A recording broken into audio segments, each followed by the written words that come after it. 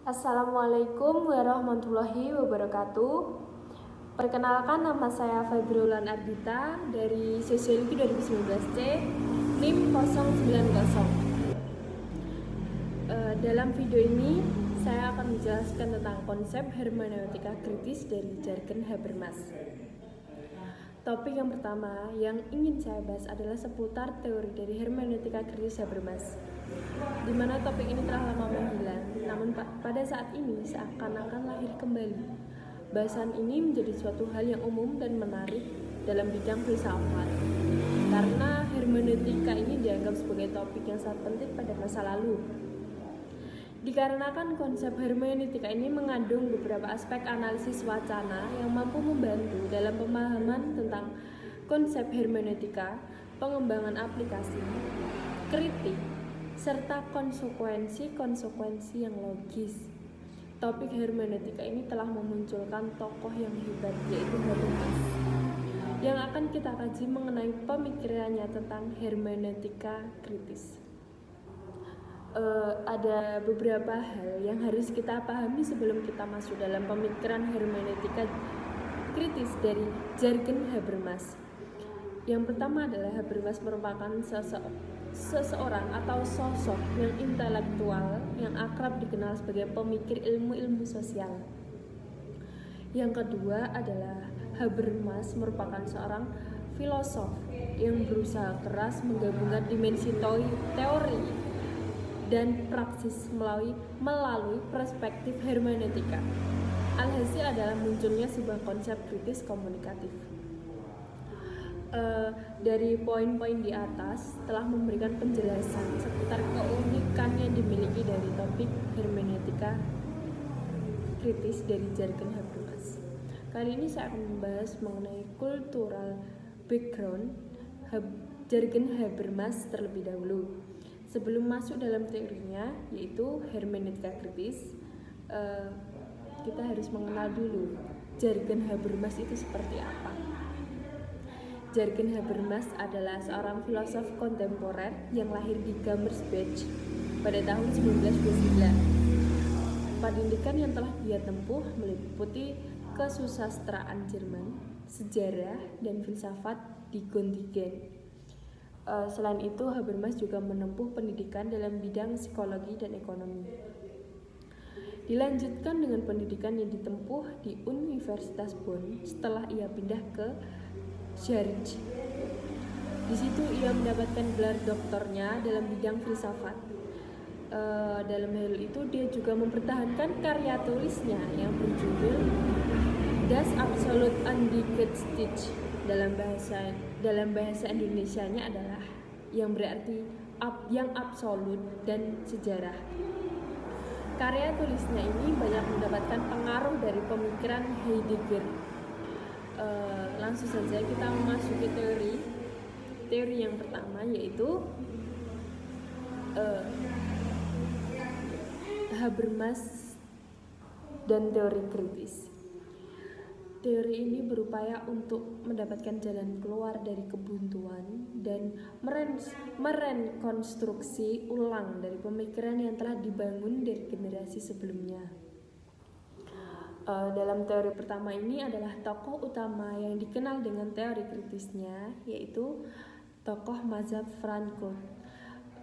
Teorinya ini dapat disimpulkan bahwa rumusan konsep yang diarahkan berguna untuk menguji sebuah konsepsi pengetahuan sosial yang sudah terjadi pada waktu itu.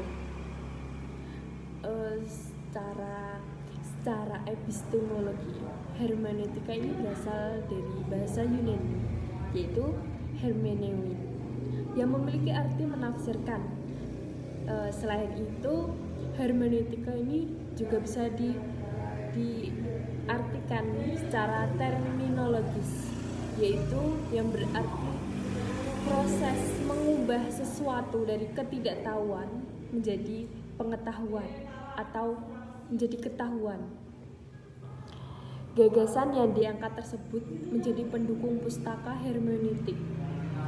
Gagasan Habermas yang mengandung hermeneutik dapat dijumpai pada karangannya yang berjudul Pengetahuan dan Minat Manusia. Habermas membedakan sebuah pemahaman dengan penjelasan dalam metode memahami yang dibuat olehnya. Dia menegaskan bahwa kita tidak bisa memahami sepenuhnya sebuah makna dari suatu fakta, dikarenakan terdapat suatu fakta yang tidak dapat diinterpretasi. Bahkan terdapat yang tidak bisa menuntaskan interpretasi tersebut. Habermas mengatakan bahwa terdapat sebuah makna yang bersifat lebih yang tidak mampu diinterpretasikan, yaitu yang terdapat pada hal-hal bersifat tidak teranalisiskan, tidak dapat dijabarkan, dan bahkan terletak pada luar pikiran, dari luar pikiran kita. Inti dari pemikiran Habermas adalah kritik terhadap Marx. Menurut Habermas, meskipun pandangan Karl Marx merupakan suatu teori kritis, tetapi Marx terjebak pada positivistik sosial. Sebab Marx mereduksi manusia pada suatu macam tindakan saja, yaitu kerja. Bagi Habermas, pandangan Marx ini harus direkonstruksi, yaitu bahwa dimensi kerja tidaklah cukup dan belum memadai, sebab manusia akan teralienasi. Oleh sebab itu harus ditambah dengan dimensi komunikasi, kerja dan komunikasi. Merupakan dua macam tindakan dasar manusia. Jika kerja merupakan sikap manusia kepada alam, maka komunikasi merupakan sikap manusia terhadap yang lain. Hubungan manusia dengan alam tidaklah berjalan simetris, sebab ketika manusia mengerjakan alam ini senantiasa aktif, sedangkan alam sebagai bahan bersikap pasif. Dengan demikian, kerja tidak lain artinya bahwa manusia menguasai alam, sedangkan komunikasi merupakan hubungan yang simetris atau timbal balik. Komunikasi bukanlah hubungan kekuasaan, sebab hanya dapat terjadi apabila kedua pihak saling mengakui kebebasan dan saling percaya.